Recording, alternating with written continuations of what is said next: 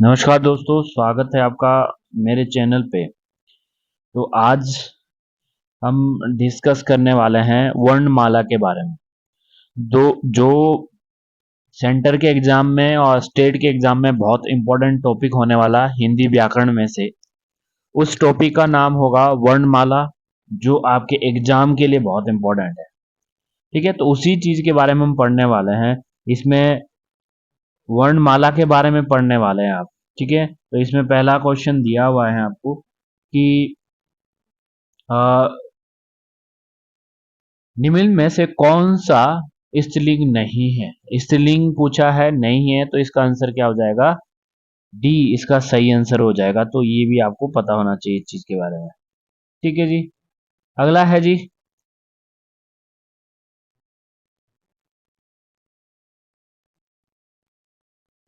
अगला क्वेश्चन है जी आपका, जो आपने पता होना चाहिए आपको।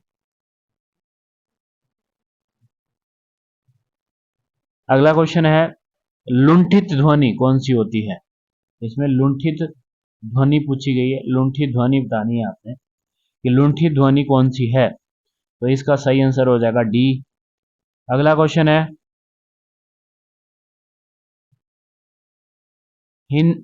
औष्ठ्य स्पर्श व्यंजन अल प्राण अघोष वर्ण कौन सा है। इनमें से कौन सा है वो जो अघोष भी है। ठीक है, वो आपने बताना है कौन सा है। तो इसका आंसर सही हो जाएगा ए। ठीक है। अगला है, हिंदी वर्णमाला में स्वरों की संख्या कितनी है। टोटल नहीं पूछिए, संख्या पूछी है, तो इसका आंसर हो जाएगा सी।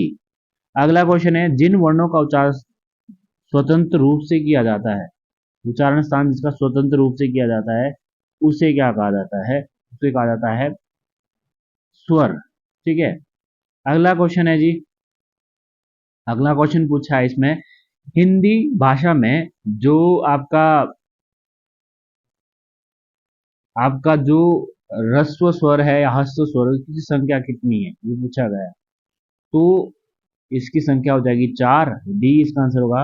अगला पूछा है, किन मात्रा प्रयोग में स्वर में प्रयोग नहीं किया जाता, जिनका स्वरों में प्रयोग नहीं किया, कौन सी मात्रा है वो हो जाएगा आपका सी। इसका सही आंसर हो जाएगा।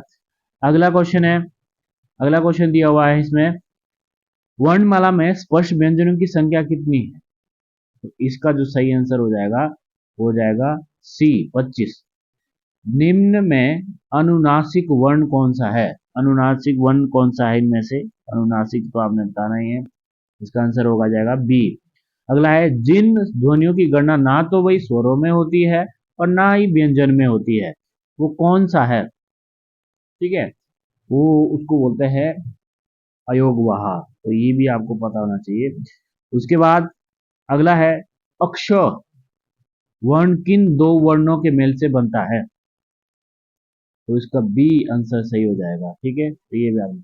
अगला है, निम्न में से संयुक्त स्वर कौन सा है। संयुक्त स्वर कौन सा है, तो इसका आंसर हो जाएगा सी।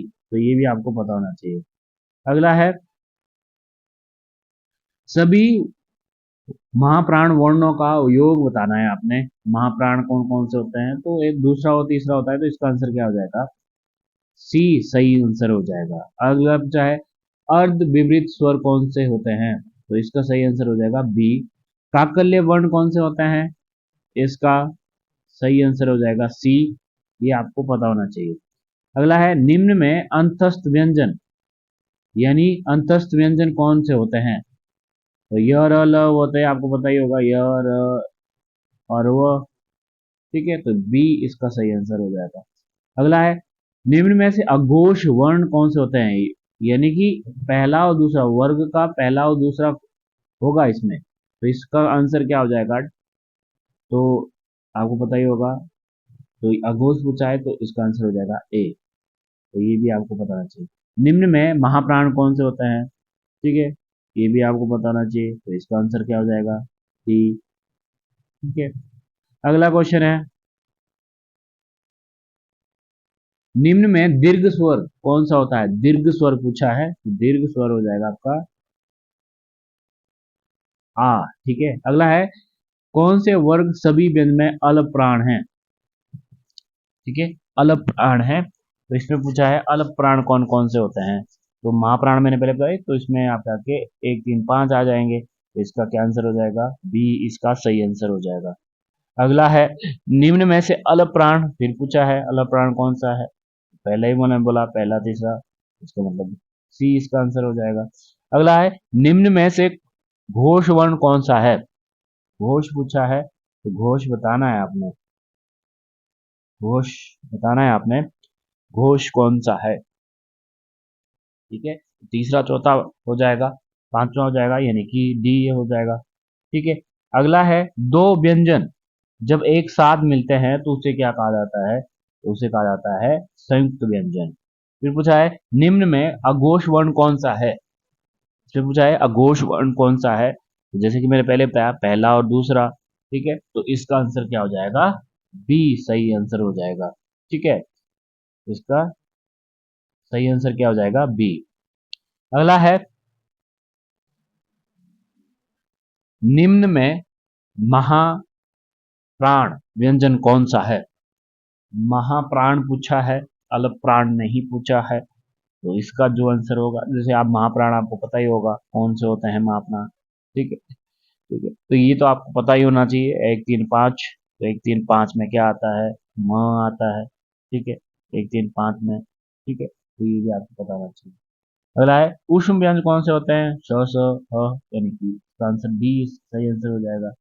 अगला है निम्न में से कौन सा कंठ तालव्य से बोला जाता है, ये उच्चारण स्थान है। ठीक है, तो कंठ तालव्य से क्या बोला जाता है जी, और इससे क्या बनता है ए, तो ए आंसर हो जाएगा। निम्न लिखित में से पार्श्विक ध्वनि कौन सी होती है, पार्श्विक ध्वनि बतानी है आपने, तो पार्श्विक ध्वनि होती है सी इसका ल सही आंसर हो जाएगा। मध्य स्वर कौन सा है जी, मध्य स्वर आपका पता ही होगा ए मध्य स्वर हो जाएगा। ठीक है, तो ये आपको चीज के बारे में पता होना चाहिए। अगला है निम्न में कंठ वर्ण कौन सा है, कंठ वर्ण पूछा है, कंठ वर्ण कौन सा होगा, तो कंठ वर्ण हो जाएगा ए, इसका आंसर हो जाएगा। छ कौन सा है, य श याद होगा आपको, इसमें आएगा तालव्य। ठीक है, ये आंसर हो जाएगा। वह कहाँ सा बोला जाता है, इसका आंसर सी हो जाएगा, दंतोष्ठ से बोला जाता है। फिर पूछा गया है इसमें कि कौन सा उष्म व्यंजन नहीं है, नहीं पूछा है। ठीक है, नहीं है जो, तो नहीं ऑब्वियसली बात, इसका आंसर हो जाएगा ए ग। वो व्यंजन कौन सा है, तो ये है अंतस्थ या रलव। ठीक है, ये याद रखना है। निम्न में से संयुक्त व्यंजन कौन सा नहीं है, नहीं है पूछा है, नहीं है पूछा है, ये आपको पता होना चाहिए।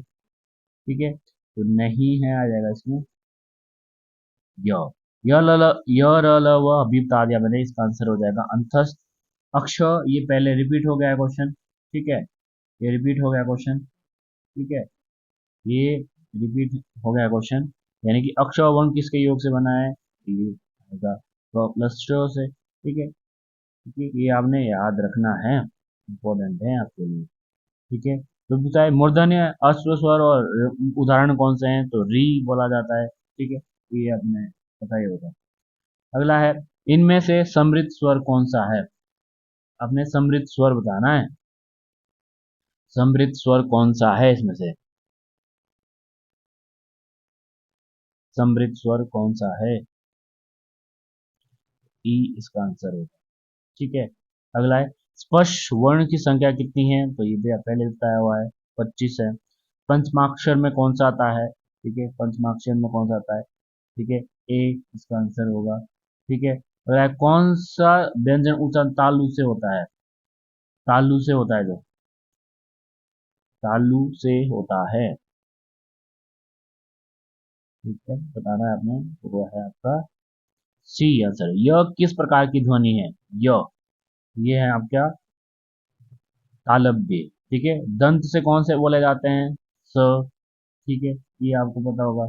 ठीक है, अगला है निम्न में से कौन सा घोष है, जिसमें से घोष है, ये मैंने आपको पहले ही बताया है। घोष कौन से होते हैं, 3 4 5, 3 4 5 में क्या आता है, ग। ठीक है, फिर है फिर है आपके जी ल और स कहाँ से बोले जाते हैं, दंत से। ठीक है, फिर है सभी महाप्राण, ये पहले भी पूछा गया है, तो इसका आंसर होगा। तो ये आपके लिए बहुत इंपॉर्टेंट चीजें होने वाली है, एग्जाम के पॉइंट ऑफ व्यू से बहुत इंपॉर्टेंट है। ठीक है, तो इसको आप अच्छे से पढ़ें, ठीक है। ये एग्जाम में, हर एग्जाम में सेंटर के और स्टेट को, तो इस वीडियो को साथ साथ शेयर भी करें, सब्सक्राइब भी करें। तब तक के लिए धन्यवाद।